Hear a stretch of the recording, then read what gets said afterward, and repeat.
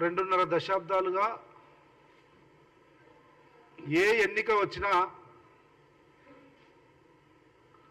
ఆనాటి ఉమ్మడి రాష్ట్రంలో కానీ ప్రస్తుత తెలంగాణ రాష్ట్రంలో కానీ ఎప్పుడు ఎన్నిక వచ్చినా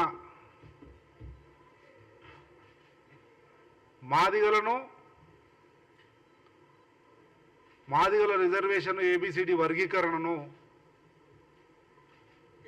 ఎన్నికల్లో పావుగా వాడుకునేటువంటి కుట్ర జరుగుతూ ఉంది. దాదాపు 2-3 దశాబ్దాలుగా ఉమ్మడి ఆంధ్రప్రదేశ్లో కానీ ఈరోజు తెలంగాణ రాష్ట్రంలో కానీ మాదిగల ఆత్మగౌరవాన్ని, మాదిగల హక్కును, రాజ్యాంగబద్ధంగా మాదిగలకు ఉన్నటువంటి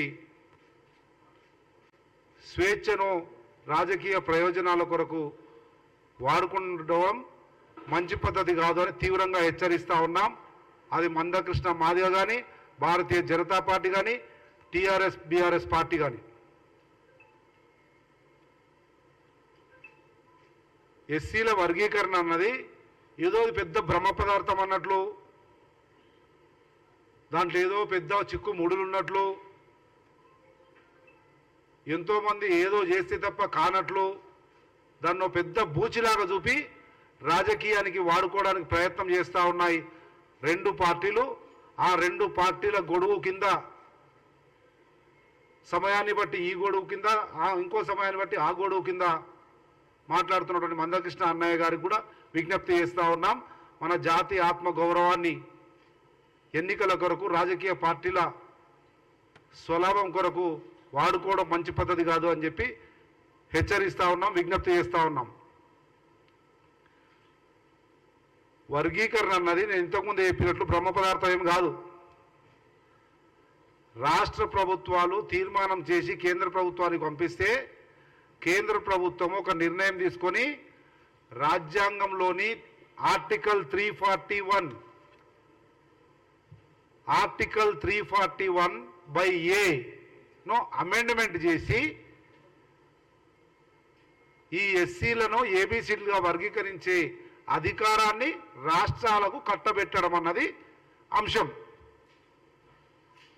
దాన్ని ఏదో పెద్ద మసిపూసి మారేడుకాయ చేసి నరేంద్ర మోడీ దగ్గర, లేదంటే కిషన్ రెడ్డి దగ్గర, వెంకయ్య నాయుడు దగ్గర, లేకపోతే కొన్ని రోజులు అంతకుముందు కేసీఆర్ దగ్గర బతిమిలాడు, మొక్కుడు, దండాలు పెట్టుడు మన ఆత్మగౌరవాన్ని ఏం చేయాల్సిన అవసరం లేదు అన్న విషయాన్ని గుర్తు చేస్తూ ఉన్నాం. ఆ 341A ఆర్టికల్ను అమెండ్మెంట్ చేయమని, సవరించమని గర్వంగా చెప్తా ఉన్నాం. మేమందరం కాంగ్రెస్ పార్టీయే మొదటి అడుగు వేసింది, అది మేము చెప్పడం కాదు. గౌరవ మా అందరికీ ఇష్టమైన నాయకుడు మందాకృష్ణ మాదిగ గారే స్వయంగా రాసినటువంటి లేఖ. Shri Mandakrishna Madiga, founder president. ఈ మాదిగల వర్గీకరణ పోరాటం ఏదైతే ఉందో, స్ట్రగుల్ ఫర్ ఎగ్జిస్టెన్స్ ఏదైతే దానికి సంబంధించి సోనియా గాంధీతో, రాహుల్ గాంధీతో వారి ప్రయాణం ఏ రకంగా కొనసాగింది, ఈ రిజర్వేషన్లకు కాంగ్రెస్ పార్టీ, సోనియా గాంధీ, రాహుల్ గాంధీ ఏ రకంగా సహకరించారన్నది సందర్భోచితంగా మందకృష్ణ గారు చెప్పిందే మేము చెప్తా ఉన్నాం. మొట్టమొదటగా భారతదేశంలో ఈ వర్గీకరణకు సంబంధించి ఎన్ని కమిషన్లు వేసిరో, ఏ రాష్ట్రాల్లో వేసిరో ఆ రాష్ట్రాల్లో మొత్తం కూడా వేసింది కాంగ్రెస్ పార్టీ అధికారంలో ఉన్నప్పుడే జరిగింది. అనేక రాష్ట్రాల్లో. అది నేను చెప్పడము నా సొంత కవిత్వం మాది కాదు. గౌరవ మందకృష్ణ మాదిగ గారు వ్యవస్థాపక ఎంఆర్పిఎస్ అధ్యక్షుడిగా ఉండి అనేక సందర్భాల్లో మందకృష్ణ గారు చెప్పినటువంటి వాటినే ఉటంకిస్తూ ఉన్నాయి. ఇది స్వయంగా మందకృష్ణ గారు రాసినటువంటి పుస్తకాలు. వాటిలో డాక్యుమెంటరీ ఎవిడెన్స్తో సహా అనేక సందర్భాల్లో కాంగ్రెస్ పార్టీ తప్ప మాదిగలకు శరణ్యం లేదు, పరమావధి లేదు, కాంగ్రెస్ పార్టీ మాత్రమే మనకు చట్టబద్ధంగా న్యాయం, ధర్మం చేస్తుంది అని మందకృష్ణ గారే చెప్పినటువంటి విషయాలను మీకు సాక్ష్యంగా, సందర్భోచితంగా తెలియజేస్తా ఉన్నాం.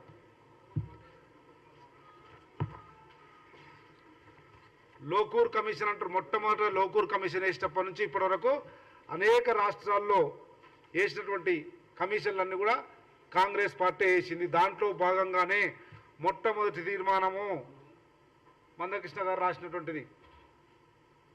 వైఎస్ రాజశేఖర రెడ్డి గారు ఎస్సీ వర్గీకరణకు సంబంధించి అనుకూలంగా చేసిన ప్రకటనలు. ఈ ప్రకటనల సారాంశమే, ఈ ప్రకటనల ఫలితమే ఉషా మేరా కమిషన్ వేయడం జరిగింది.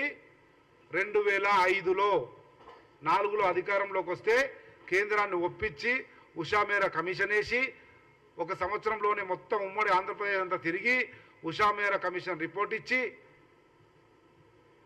2014 రెండవ యూపీఏ 2లో గవర్నమెంట్ ఆమోదం తెలిపే క్రమంలో తెలంగాణ ఉద్యమం ఉవ్వెత్తున ఎగసిపడుతున్నటువంటి సందర్భంలో ఉషా మేరా కమిషన్ రిపోర్టు ఏదైతే వర్గీకరణకు సానుకూలంగా రాజ్యాంగంలోని ఆర్టికల్ 341 సవరించి ఈ వర్గీకరణ అంశము, వర్గీకరణ అధికారము రాష్ట్రాలకు ఇవ్వండి, బదలాయించండి ఆ అధికారాన్ని అని చెప్పినటువంటిది కేంద్ర ప్రభుత్వం టేబుల్ మీద ఉంది. మన్మోహన్ సింగ్ గారు ప్రధానమంత్రి ఉన్నారు. అప్పుడు చేస్తున్న క్రమంలో కాంగ్రెస్ పార్టీ చారిత్రాత్మక నిర్ణయం తీసుకొని ఎస్సీలను వర్గీకరించడానికి ముందుకొచ్చింది. ఆ సందర్భంలో తెలంగాణ ఉద్యమం రావడం, తెలంగాణ రాష్ట్రాన్ని ప్రకటించడం, దీనికంటే గంభీరమైన రాష్ట్ర అవతరణ అన్నది ముందుకుండడం వల్ల అది మరుగున పడింది. దాని తర్వాత ఏం జరిగింది మేము ఈరోజు అడుగుతా ఉన్నాం. యావత్ తెలంగాణ సమాజానికి కాంగ్రెస్ పార్టీ తరఫున సమాధానం చెప్తా ఉన్నాం, విశ్లేషించి వాస్తవాలను చెప్పదలుచుకున్నాం. తెలంగాణ రాష్ట్రం వచ్చిన తర్వాత నేనే స్వయంగా అలంపూర్ శాసనసభ్యుడిగా ఒక మాదిగ బిడ్డగా బయట మందకృష్ణ గారు ఉద్యమం చేస్తూ ఉంటే కాంగ్రెస్ పార్టీ పూర్తిగా ఈ వర్గీకరణకు సమ్మతించింది, మేనిఫెస్టోలో పెట్టింది, కేంద్ర ప్రభుత్వాన్ని ఒప్పించింది, ఉషా మేరా కమిషన్ వేసింది, కమిషన్ రిపోర్టును కేంద్ర ప్రభుత్వం ముందుంచింది. కేంద్ర ప్రభుత్వము ఆమోదించే క్రమంలో తెలంగాణ ఉద్యమం వచ్చి తెలంగాణ రాష్ట్రం వచ్చిన తర్వాత ఏం జరిగింది? 10 సంవత్సరాలు ఎక్కడ పోయింది బీఆర్ఎస్ పార్టీ? తెలంగాణ రాష్ట్రంలో అధికారంలో ఉండి సంపత్ కుమార్ అనే కాంగ్రెస్ బిడ్డ, మాదిగ బిడ్డ అసెంబ్లీలో కొట్లాడిండు, గర్జించిండు, పోరాడిండు, మెడలు వంచి తీర్మానం చేపించిండు 2 సార్లు ఇదే బీఆర్ఎస్ కల్వకుంట్ల చంద్రశేఖరరావు నాయకత్వంలోని ప్రభుత్వం మీద. కానీ ఏం జరిగింది? మా టేబుల్ మీద పెట్టిరు, తీర్మానం చేసినట్లు బుట్ట దాఖలు చేసిర్రు, తీర్మానం కాపీ, దానికి సంబంధించినటువంటి స్టాటిస్టిక్స్ కానీ లేదంటే ఆనాటి ఉషా మేరా కమిషన్ ఇచ్చిన రిపోర్ట్ కానీ ఏవి కూడా కేంద్ర ప్రభుత్వానికి పంపించకుండా మాదిగల మీద వివక్ష చూపి, మాదిగలు ఒక్కరు కూడా మంత్రి పదవిలో లేకుండా, మాదిగల వాయిస్ వినే అవకాశం లేకుండా దళితులను బానిసలుగా చూసినటువంటి బీఆర్ఎస్ పార్టీ 10 సంవత్సరాలు దళితులను, మరీ ముఖ్యంగా మాదిగలను అన్యాయం చేసింది, మా తలరాతలను తొక్కిపడేసింది. అటువంటి క్రమంలో అడగలేవారు. సంపత్ కుమార్ అడిగిండు. ఆ రోజు టీడీపీ పార్టీలో ఉన్న నేటి ముఖ్యమంత్రి రేవంత్ రెడ్డి గారు ఆ రోజు సంపత్ కుమార్ గొంతుగా కలిపిండు, అనుభవజ్ఞుడు, నాకు అండగా నిలబడ్డాడు. ఇద్దరిని శాసనసభల 3 రోజులు సస్పెండ్ చేసి శాసనసభ నడిపించుకొని దళితుల మాదిగల గొంతు వినపడకుండా చేసిరు తప్ప ఈ అంశంలో ఒక్క అడుగు కూడా ముందుకేలే బీఆర్ఎస్ పార్టీ. ఆ రోజు ప్రశ్నించలేనేవు. తెలంగాణ సమాజం ఇది గ్రహించింది కనుకనే. అదే ఉషా మేరా కమిషన్ రిపోర్ట్ అక్కడ ఉంది. ఇక్కడ అంటే మాదిగల వ్యతిరేక ప్రభుత్వం ఉండే టీఆర్ఎస్ పార్టీ, కానీ నరేంద్ర మోడీ నాయకత్వంలోని బీఆర్ఎస్ ప్రభుత్వము, బీజేపీ ప్రభుత్వం కేంద్రంలో ఏం చేసింది? 10 సంవత్సరాలు ఉషా మేరా కమిషన్ రిపోర్ట్ ఉంది. సోషల్ జస్టిస్ మినిస్ట్రీలా నిజంగా ఈ కిషన్ రెడ్డి ఒగలేర్పులు, లేదంటే ఆ ఫస్ట్ ఎన్డీఏ గవర్నమెంట్లో ఉన్న వెంకయ్య నాయుడు గారు నిజంగా కట్టుబడే ఉంటే, మందకృష్ణ వాళ్ళతో అంటగాగితే, వాళ్ళకి ఏమాత్రం చిత్తశుద్ధి ఉన్నా వాళ్ళ మొదటి టర్మ్ లోపలనే ఉషా మేరా కమిషన్ రిపోర్ట్ను ఆమోదించి 341A ఆర్టికల్ను సవరించి రాష్ట్రాలకు అధికారం ఇచ్చేది. అది ఇయ్యలే, అటు వాళ్ళు చేయలే, ఇటు వీళ్ళు చేయలే. అయినా 10 సంవత్సరాలు ఏం చేసిందన్నది గౌరవనీయులు మందకృష్ణ మాదిగ గారే చెప్పిండ్రు. కాంగ్రెస్ పార్టీ కట్టుబడి ఉంది, ఇవన్నీ చేసింది అని. మళ్ళీ అదే రెండవసారి బీజేపీ అధికారంలోకి వచ్చిన తర్వాత మా రాహుల్ గాంధీ తోటి మందకృష్ణ మాదిగ గారు వారితో ఒప్పించి, మీరందరూ సాక్ష్యం, ప్లాజా హోటల్ మేము అధికారంలో లేం, ప్లాజా హోటల్లో మీడియా సాక్షి మీరందరూ, మీ అందరి సమక్షంలో కూడా వర్గీకరణ కట్టుబడి ఉన్నాం, కేంద్ర ప్రభుత్వము ఇంకా తాత్సారం చేస్తుందని చెప్పినాం. అది కాంగ్రెస్ పార్టీ మాదిగల పక్షాన, వర్గీకరణ పక్షాన, బడుగు వర్గాల పక్షాన కాంగ్రెస్ పార్టీ యొక్క స్టాండ్ అన్న వాస్తవాన్ని మందకృష్ణ గుర్తించాలి, యావత్ తెలంగాణ సమాజం కూడా గుర్తించాలి అన్న విషయాన్ని విజ్ఞప్తి చేస్తూ, ఈరోజు మళ్ళీ ఎన్నికలు వచ్చినాయి కదా అని పేపర్, ఏ పేపర్ చూస్తే ఆ పేపర్లో పెద్ద పెద్ద అక్షరాలతో బీఆర్ఎస్ కాంగ్రెస్లు మాదిగ ద్రోహ పార్టీలే. ఎట్లా ద్రోహులండి? ఉషా మేరా కమిషన్ వేసినందుక కాంగ్రెస్ బరాబర్ బీఆర్ఎస్ పార్టీ మాదిగల ద్రోహి, బడుగుల ద్రోహి, దళితుల ద్రోహి, అందుకే పోయింది, ఊడ్చుకుపోయింది. జాకి పెట్టి లేపితే కూడా ఎక్కే పరిస్థితి లేదు బీఆర్ఎస్ పార్టీ తెలంగాణ రాష్ట్రంలో, దాని గురించి లేదు. ఎట్లా కాంగ్రెస్ అవుతుంది? ఉషా మేరా కమిషన్ వేసినందుక, ఆర్టికల్ 341A అమెండ్మెంట్ చేయమన్నందుక, శాసనసభల గొంతెత్తి పోరాడినందుక, 4 సార్లు డెలిగేషన్ తీసుకుపోయి కేంద్ర ప్రభుత్వంతో ఒప్పించినందుక ద్రోహి ఎట్లా మాట్లాడతారండి? ఇంకొక పేపర్లో బీజేపీలోనే మాదిగల ఎదుగుదల భవిష్యత్తు. ఎక్కడ ఎదుగుదల, ఎక్కడ భవిష్యత్తు? 10 సంవత్సరాలు 10 నిమిషాల్లో నరేంద్ర మోడీ అమిత్ షా అనుకుంటే క్యాబినెట్ మీటింగ్లో ఉషా మేరా కమిటీ రికమెండేషన్స్ పెట్టి క్యాబినెట్ ఆమోదిస్తే 341A అమెండ్మెంట్ అవుతుంది. మాదిగలు కళ్ళల్లో కాంతి చూసేవాళ్ళం. ఏం చేశారు 10 సంవత్సరాలు? భారతీయ జనతా పార్టీ ఓట్ల పేరు మీద, సీట్ల పేరు మీద రాజకీయం కొరకు 10 సంవత్సరాలు తాత్సారం చేసి 10 నిమిషాలు క్యాబినెట్ మీటింగ్లో చేయగలిగింది. చేయలేక ఈరోజు ఎన్నికలప్పుడు మందకృష్ణన్న చెప్తాడు బీజేపీలోనే మాదిగల ఎదుగుదల. ఎట్లా ఎదుగుదల? లక్షలాది మంది మాదిగల జీవితాలను బుగ్గిపాలు చేసింది 10 సంవత్సరాలుగా భారతీయ జనతా పార్టీ. అదే 10 సంవత్సరాలు కాంగ్రెస్ పార్టీ అధికారంలోని మాదిగలను ఎదిగించింది. మాదిగల జీవితాలను, మాదిగల తలరాతలను మార్చడానికి ఉషా మేరా కమిటీ వేసింది. కొన్ని రోజుల్లోనే అయిపోయి దురదృష్టవశాత్తు మేము అధికారం కోల్పోయాం. అది కాంగ్రెస్ పార్టీకి బీజేపీ పార్టీకి ఉన్న డిఫరెన్స్. భారతీయ జనతా పార్టీ అంటేనే మనవాద పార్టీ, దళిత వ్యతిరేక పార్టీ, దళితులను అసహించుకునే పార్టీ, దళితులను గడప బయట పెట్టే పార్టీ. అటువంటి భారతీయ జనతా పార్టీతోటి అంటగాగి కాంగ్రెస్ పార్టీకి మరకలంటిస్తావు. నీకు, నీ జాతికి ఈరోజు ఈ స్థాయిలో గౌరవం, మర్యాద, స్థానం దొరికిందంటే కాంగ్రెస్ పార్టీ నుంచి దొరికింది. అటువంటి కాంగ్రెస్ పార్టీకి మరకలంటించి మన జాతి వ్యతిరేక పార్టీ, మన జాతిని బయటపెట్టే, గడప బయట పెట్టే పార్టీని, మనువాద పార్టీని భుజానికి ఎత్తుకుంటున్నాం. మంచి పద్ధతి కాదని విజ్ఞప్తి చేస్తా ఉన్నాం.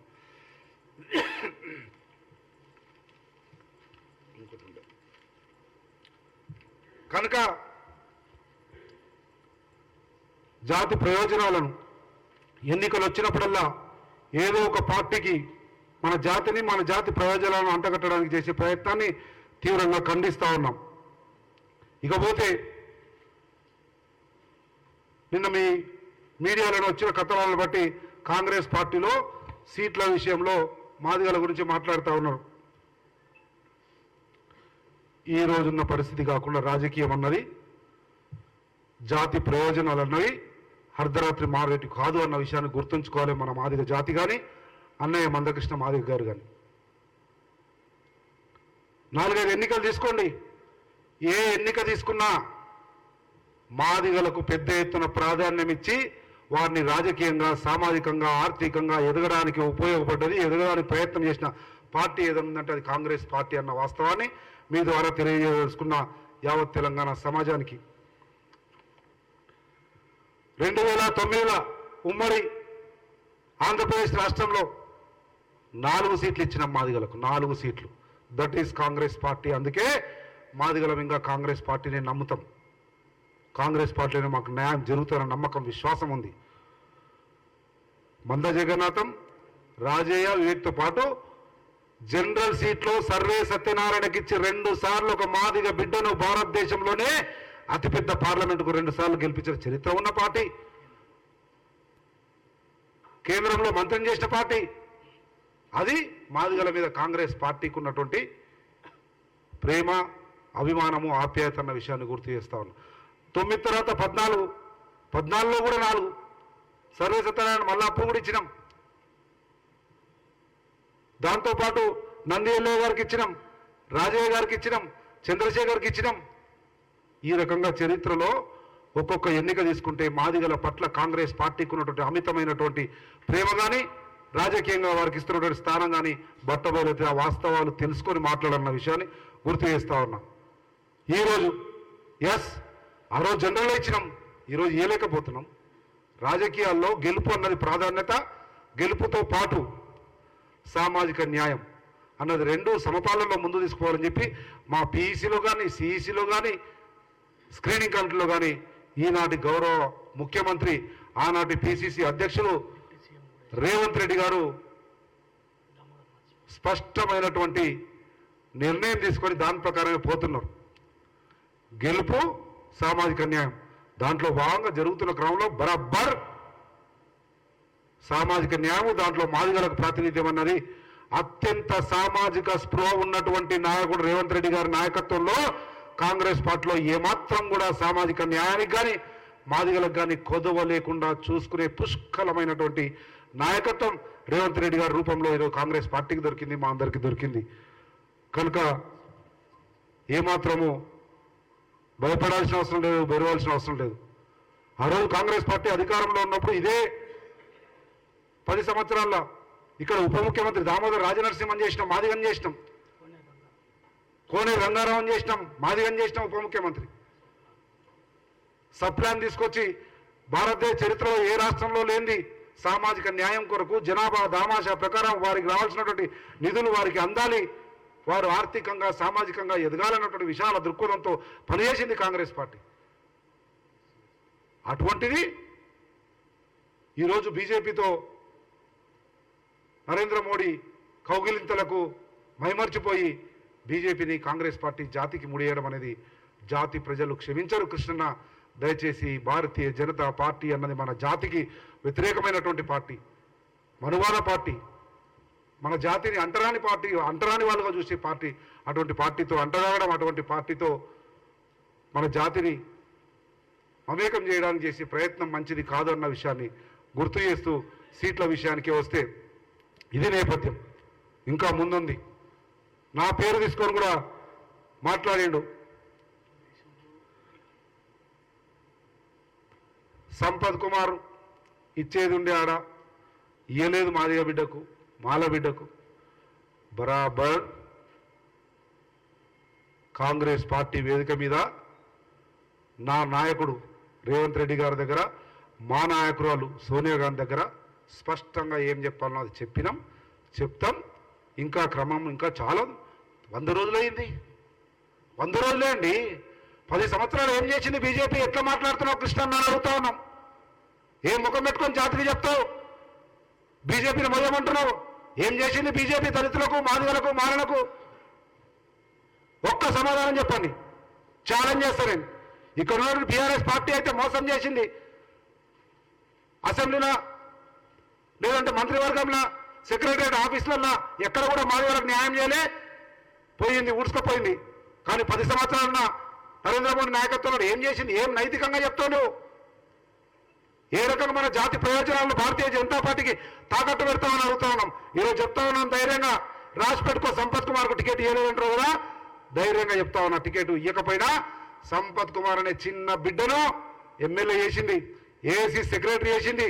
జాతీయ స్థాయిలో ఎక్కడ వీలైతే అక్కడ నా స్థాయిని, నా గౌరవాన్ని పెంచడానికి కాంగ్రెస్ పార్టీ నాకు అన్ని రకాలుగా అండగా నిలబడది. మా నాయకుడు రేవంత్ రెడ్డి గారు పిసిసి ప్రెసిడెంట్ ఉన్నప్పటి నుంచి ఎక్కడ ఏ కార్యక్రమం తీసుకున్నా సంపత్ కుమార్ లేకుండా కార్యక్రమం చేయలే, మాదిగ లేకుండా చేయలే, మాల లేకుండా చేయలే, చారకొండ లేకుండా చేయలే. అదే చూపి నరేంద్ర మోడీ పక్కన ఒక మాదిగను, అదే చూపి కేసీఆర్ పక్కన ఒక మాదిగను. కానీ మా రేవంత్ రెడ్డి గారు అనుక్షణం సామాజిక స్పృహతో ఎక్కడ అడుగేసినా పక్కనేసి అడుగులో ఒక మాది ఉండాలి, ఒక మాలు ఉండాలి, ఒక బీసీ ఉండాలి, ఈడిగా ఉండాలి, ముదిరాలు ఉండాలని అడుగులేసి నాయకుడు రేవంత్ రెడ్డి గారు సుభిక్షమైన సామాజిక న్యాయంతో కూడిన పరిపాలనను తెలంగాణ రాష్ట్రంలో ఇస్తున్నాడు. అటువంటి నువ్వు హర్షించాల్సింది పోయి 2018లో 14లో ఇదే గద్దర్ గారు, కృష్ణయ్య గారు, మందకృష్ణ గారు రాహుల్ గాంధీతో పాటు, ఆనాటి పిసిసి అధ్యక్షులతో పాటు హెలికాప్టర్లో ప్రయాణించి మన భావజాలం, కాంగ్రెస్ భావజాలం అంటే ఎంఆర్పిఎస్ భావజాలం, దళిత భావజాలం, బడుగు బలహీన వర్గాల భావజాలం, కాంగ్రెస్ భావజాలం ఒకటే అన్నటువంటి ఆలోచనకు వచ్చి కలిసి మనందరం తిరగలే. నేను కూడా ఉన్నా దాంట్లో. కలిసి మనందరం ప్రయాణం చేయలే. ఆ రోజు నీవే విజ్ఞప్తి చేయలే, కాంగ్రెస్ పార్టీ దళితులకు, మాదిగలకు న్యాయం చేస్తుందని.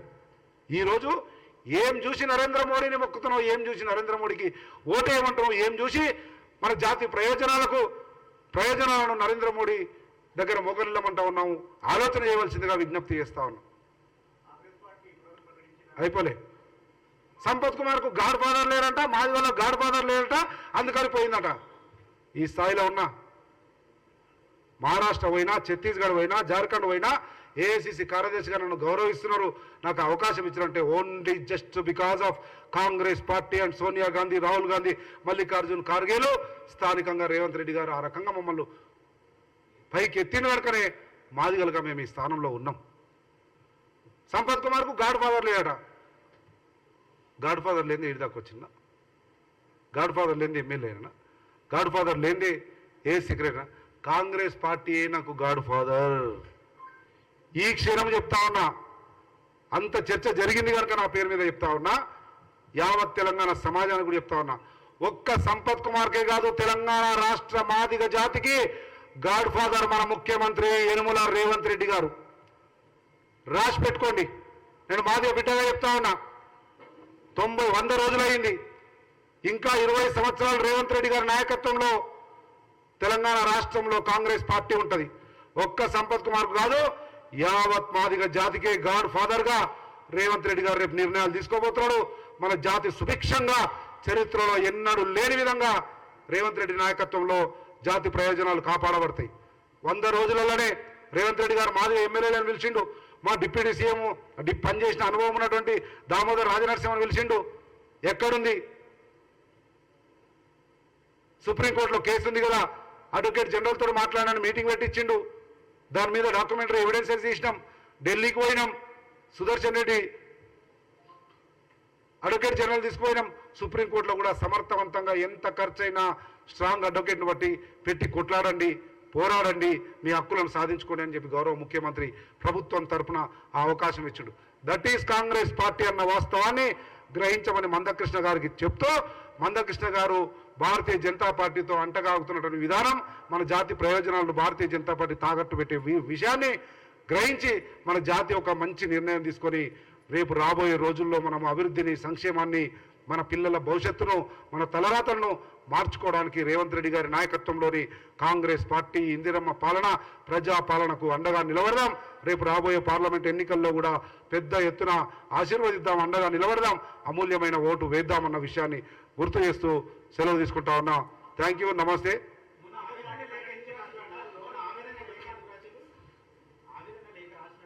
బరాబర్ లేఖ రాసిన 2 రోజుల తర్వాత మళ్ళీ ఏదైనా ఉంటే మళ్ళా రాస్తా, మళ్ళీ ఏమైనా ఉంటే మళ్ళా రాస్తా. లేఖ రాయడం అనేది నా తల్లి సోనియా గాంధీకి, నా తండ్రి ఖార్గే గారికి, నా అన్న రాహుల్ గాంధీకి రాసిన నా మొర, నా అన్న నాకు ముద్దుల అన్నయ్యగా ఆ రోజు ఉన్నటువంటి ఆయన ఈరోజు ముఖ్యమంత్రిగా ఉన్నాడు, పిసిసి ప్రెసిడెంట్గా ఉన్నాడు, ఆయన కూడా రాస్తా, చెప్తా. నా హక్కులు కాపాడుకోవడం కోసం, నా జాతి ప్రయోజనాలు కాపాడు కోసం నాకు అన్యాయం జరుగుతున్నప్పుడు బరాబర్ చెప్తాం, చర్చిస్తాం, తేల్చుకుంటాం. తప్పేం లేదు. ఒకరొకరు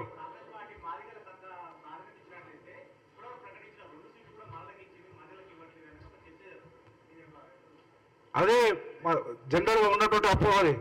సీట్లు ఇవ్వగానే నా పిల్లలు, నా కొడుకులు, నా బిడ్డలు, నా మనమన్లు, మా ఉద్యోగము, మా జీవితాలు, తలరాతలు మారిపోతాయి. ఇంకా మేము ఓహో అనాలి.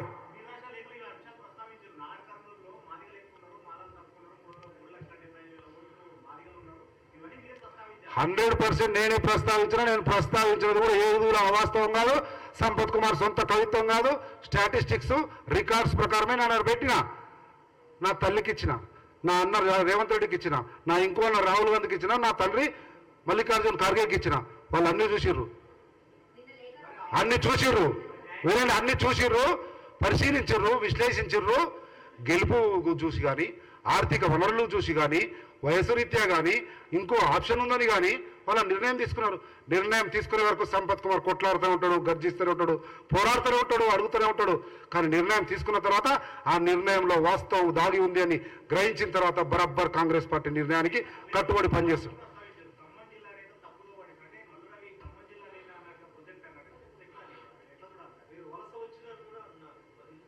వలస లేదు, ఖమ్మం అన్నా.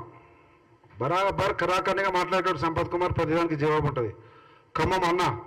ఎందుకన్నా ఇక్కడ మల్లరోయని ఖమ్మం అనరు. ఎందుకన్నారు తెలుసా? 2 సార్లు మా దగ్గర ఎంపీగా పనిచేసిండు, 3 సార్లు ఓడిపోయిండు. దాదాపు 3 దశాబ్దాలుగా ఆయన జీవితం మాతో పిలవేసుకుపోయింది. ఆయన ఓటరు అనలేము. ఒకసారి గెలిచిన తర్వాత 2 సార్లు గెలిచిండు, 3 సార్లు ఓడిపోయిండు. కానీ బట్టి విక్రమార్క అనే డిప్యూటీ సీఎం గారి బ్రదర్ ఈయన కనుక ఈక్వేషన్లో ఇక్కడ అడ్జస్ట్మెంట్లో ఇక్కడ ఇట్లా జరుగుతుందేమో నాకు ఆ అపోహ ఉంది. ఆ అపోహ మీద మీరు ఇంటర్వ్యూని కాండి, వాస్తవమా కాదా తెలుసుకోండి మహాప్రభు అని అడిగిన. వాళ్ళు తెలుసుకున్నారు, విచారించారు, చేసిండ్రు, ఒక నిర్ణయం తీసుకున్నారు. ఆ నిర్ణయం తీసుకోనంత వరకు బరాబర్ నేను చెప్తున్నా. ఇప్పుడు మళ్ళీ 2 రోజుల తర్వాత ఎక్కడైనా నా జాతికి కానీ ఎక్కడైనా నాకు కానీ వ్యక్తిగతంగా నష్టం జరుగుతుంటే చూస్తూ ఊరుకోడు. బరాబర్ రాస్తాడు, అడుగుతాడు, కొట్లాడతాడు. కానీ నిర్ణయం సమంజసమని నాకు కన్విన్స్ అయ్యి చెప్పిన తర్వాత నో, ఆమె కాంగ్రెస్ సోల్జర్, బరాబర్ కాంగ్రెస్ పార్టీకి పనిచేస్తాడు.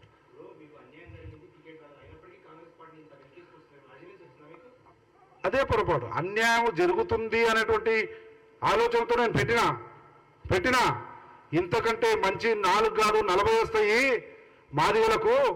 ఇదే మహబూబ్నగర్ జిల్లాలో, ఉమ్మడి జిల్లాలో హైయెస్ట్ పాపులేషన్ ఉంది కదా. ఓన్లీ టికెట్ ఇస్తే కాదు, అరుణోడు సామాజిక పరిస్థితులను అక్కడ ఉన్నటువంటి వాళ్ళను పైకి తీసుకురావడానికి, సముద్ధరణ చేయడానికి ఈ ఆప్షన్స్ ఉన్నాయని చెప్పినప్పుడు ఒక విద్యావంతుడుగా 30 సంవత్సరాల రాజకీయ చరిత్ర ఉన్నవాడిగా నా జాతి ప్రయోజనాలు ఈ రకంగా ఒరుగుతాయని బరాబర్ ఒప్పుకుంటాండి. నేను నా జాతి ప్రయోజనాల కొరకు రాజకీయంగా అది కాకపోతే ఇంకో 4 ఇచ్చి ఈ రకంగా పైకి తీసుకుపోతున్నాను బరాబర్ ఒప్పుకుంటా. రేవంత్ రెడ్డి గారు ముఖ్యమంత్రి నిర్ణయమే శిరోధార్యం. కానీ వారు నిర్ణయం తీసుకునే ముందు వాస్తవాలను స్పష్టంగా చెప్పినప్పుడు వాస్తవాలను గ్రహించారుగా. విద్యావంతులుగా చారకుండా కానీ, సంపత్ కుమార్ అని ఇంకెవరన్నా కానీ.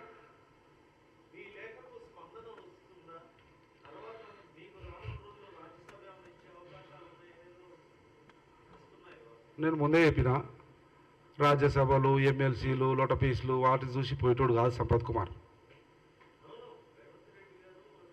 గౌరవ ముఖ్యమంత్రి ఏమనుకుంటున్నారు అది ఊహించి చెప్పే స్థాయి కాదు నాది, అవసరము లేదు. బట్ కాంగ్రెస్ పార్టీ గొడుగు కింద ఎదిగిన, దేవుని వల్ల ఈ స్థాయికి వచ్చిన, అదే గొడుగు నన్ను కాపాడుతుంది నమ్మకం ఉంది, విశ్వాసం ఉంది, బరబ్బర్ కాపాడుతుంది. అందుకే చెప్పిన, ఒక్క సంపత్ కుమార్ కాదు, యావత్ తెలంగాణ మాదిగ జాతికి గాడ్ ఫాదర్ రేవంత్ రెడ్డికి ముఖ్యమంత్రి గారు అని మీరు భవిష్యత్తులో చూస్తారు.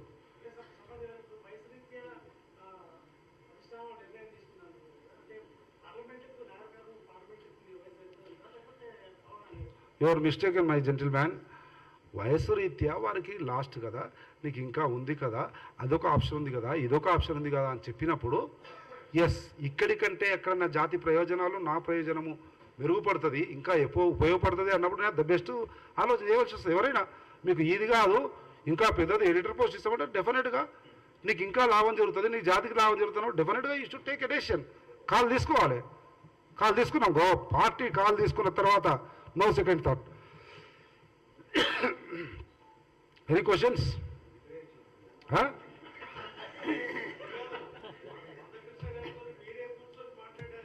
రేపొద్దున మళ్ళీ పోతాము, కూర్చుంటాము. రేపొద్దున అవసరమైతే మా జాతి ప్రయోజనాల గురించి చర్చించే పరిస్థితి వస్తే మల్లవోతము, కూసుంటాము. అన్న కృష్ణన్న పాత రోజులు గుర్తు తెచ్చుకో, కారం పొడి, నూనె, అన్నము కలుపుకొని తిని పాదయాత్రలు చేసి జాగృతి చేసి జాతిని మేల్కొల్పి ఇక్కడ దాకా తీసుకొచ్చినాము. ఆ రోజు కాంగ్రెస్ పార్టీ ఉండబట్టే ఈరోజు మనం ఈ స్థానంలో ఉన్నాము. అడుగులు తప్పేస్తున్నాము, అట్లా వేయకన్నా అని మొక్కి దండం పెట్టి మందకృష్ణను అడుగులను డైరెక్షన్ మార్పేయడానికి రేపు అవసరం అనుకుంటే పోతా మిత్రం. ఎందుకో ఆయన కొరకు కాదు, అనేక మంది మేధావులు ఉన్నారు, విద్యావంతులు ఉన్నారు, రాజకీయ నాయకులు ఉన్నారు, ప్రొఫెసర్లు ఉన్నారు. వాళ్ళందరితో అనుదినము చర్చించి మేధోమదనం చేస్తే వచ్చినటువంటి ఒక అంశము వర్గీకరణ. ఆ దాంట్లో ఎక్కడైనా పోతాం. అందుకే అడుగుతున్నా, నా ప్రియమైన మందకృష్ణ అన్నయ్య, కళ్ళకు ముసుగుపడ్డది కిషన్ రెడ్డి గారు, వెంకయ్య నాయుడు గారు వేసి ఆ కళ్ళకు పడ్డ ఏమంటారు, కళ్ళకు మస్కలో తెర, ఆ తెర లోపల తీసుకుపోయి నరేంద్ర మోడీ కౌగిల్లో కలిపితే నీవేదో మాట్లాడుతున్నావు. ఒక్కటి చెప్పమనంటున్నా నేను, మందకృష్ణన్ కానీ భారతీయ జనతా పార్టీ నాయకులని. బీజేపీ పార్టీ మాదిగలకు ఇది చేసింది, వారి సంక్షేమం కొరకు, వారి అభివృద్ధి వరకు, వారి ప్రయోజనాల కొరకు ఒక్క అడుగు ముందుకేసిందని ఏదన్నా ఒక్కటి చెప్తే మందకృష్ణ గారు కానీ భారతీయ జనతా పార్టీ నాయకులు కానీ ఆయన చెప్పింది వాస్తవం. జాతికే వ్యతిరేకమైనటువంటి పార్టీ అది. దళితులను ఊరు బయట ఉండాలి, దళిత వ్యతిరేక, బహుజన వ్యతిరేక, అంబేద్కర్ వ్యతిరేక రాజ్యాంగాన్ని మార్చాలి, దళితుల హక్కులను కాలరాయాలి అనుకున్నటువంటి భారతీయ జనతా పార్టీ తోటి ఎట్లా అంటగలుగుతారండి? ఎట్లా ఏమంటారు? బడుగు బలైన వారు ఒక్క ఎస్సీ ఎస్టీలే కాదు, బీసీలు కూడా ఓన్లీ అగ్రకుల వ్యాపారస్తుల party Bharatiya Janata party, SC ST BC మైనార్టీల పార్టీ కాదు అన్నది వాస్తవం. ఏదైనా ఉంటే వాస్తవం నీకు ఒక్కటే ఒక్క కారణం చెప్పమనండి చారి గారు, ఒక్క కారణం చెప్పమనండి. భారతీయ జనతా పార్టీ మాదిగల కొరకు ఈ అడిగేసింది, ఈ సంతకం పెట్టింది, ఈ పేపర్ ఉంది, ఏదైనా చెప్పమనండి. అనర్గళంగా గంట సేపు చెప్తా కాంగ్రెస్ పార్టీ జాతికి ఏం చేసిందో, అనర్గళంగా గంట సేపు చెప్తా మా జాతిని ఎట్లా బీఆర్ఎస్ పార్టీ అనగదొక్కిందో.